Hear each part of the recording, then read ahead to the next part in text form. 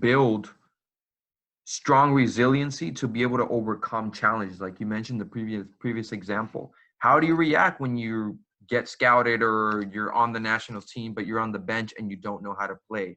And how do you build strong resilience while still without losing yourself in the process? Because sometimes when you fail, you almost like get down on yourself and you start doubting. That self-confidence that you had now starts dropping. And then all of a sudden you start forgetting who you are a little bit.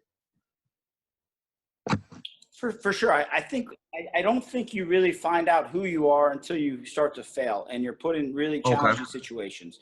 So for me, I agree with you though. And I think that's a big thing for young players. A lot of times when they do fail, they don't have the confidence or they don't have the support to find their way again. I think it's really important to, when I was academy or even now, it's like put players in really tough positions where they're in tough odds. They have to make tough decisions. They have to fail, because at some point, if they don't fail, then it's like when they get to the first team and they lose 3 games in a row, how do they bounce back? They have to have something in their back pocket, in their tool belt, that it's like, oh, I've been here before.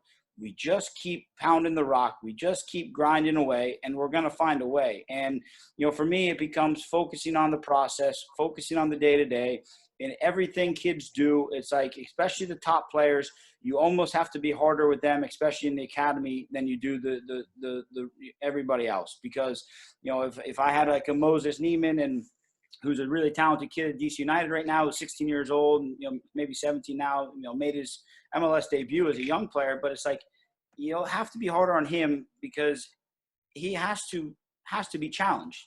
Otherwise, it just becomes easy. He becomes bored, and he's not going to grow. And that's something that I always just try to do with the guys. And whatever level it is, can I challenge them to become better? And can I put them in a position where they might fail? But then can I also be there to help support them when they do fail, so they can be built back up? Yeah, and that's super important. That was actually my next question, because like yesterday, I talked to Darren Johns. He's one of the Swansea City coaches at the Premier League. And he said that over there in the Premier League, they'll purposely place their teams in challenging situations. For example, he talked about that they traveled to Spain, to Italy actually, and they played a game, and Italy is known for trash talking, booing, and I mean, they put them there, and they didn't have a coach. I mean, they didn't have a referee.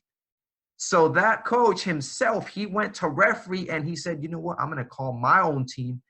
Like if they score a goal, offsides, even if it wasn't, to test ability, right? And all on purpose, and say, because when you're going to the professional level, what do you do when you're getting booed by 35,000 fans or 40,000, whatever it is? Yeah. And so what do you do when that happens? Or what do you do when, a handball doesn't get the correct call from a VAR? And how do you deal with that? And, how do you deal with a teammate being sent off? These are all things that, how do you deal with being a goal down on the road? Like, it's like, these are moments in games where games are won and lost that top players can deal with and handle. And that's why it's like from Swansea, it's like, obviously, a sister club of DC with the ownership group and things there. It's like, same thing with MLS is trying to do with like Generation Adidas Cups, where, I took our DC United Academy, which had, Griffin Yao, Kevin Paredes, Moses Neiman, all very young, Brian Cahill, who's at Wolfsburg now. And we played River Plate.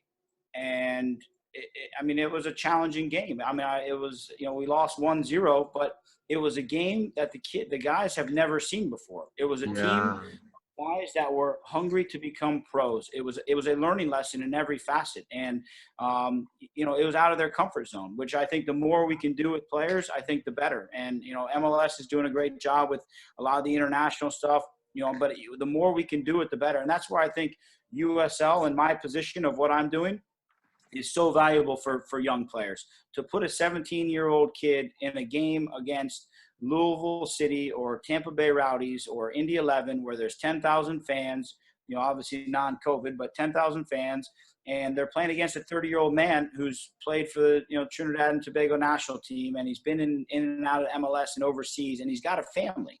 So you're putting a 17-year-old kid against a grown man, and that's adversity. That's a That tough is. situation, and they're not going to succeed all the time just because physically they're not ready to succeed. So now it becomes, okay, well, here's failure, but here's different ways you can think faster, adjust your Mm-hmm. situation, and become better for it. So that's where, like, in my current role, when we didn't have the greatest record this year, but my first and foremost responsibility is helping players make the first team. And in a year and a half, we've had 6 guys go on to either MLS first teams or overseas. And that's a decent amount. And now it's because when they get to that next level, I always ask them, I go, it doesn't matter how style this and that. You have to win and lose at the top level. If Swansea City loses 5 games in a row, the manager's out. If something happens in DC and you lose 6 in a row, you're out. It doesn't matter how great you play. It's like, that's professional football at the top level. There's not much patience. There's a lot of money, and that's the reality. So if that's what you wish and that's what you want and that's your dream, then you've got to deal with it.